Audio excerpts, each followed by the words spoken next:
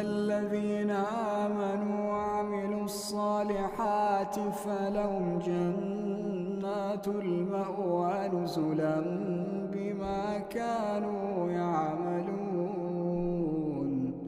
وأما الذين فسقوا فمأواهم النار كلما أرادوا أن يخرجوا منها أعيدوا فيها.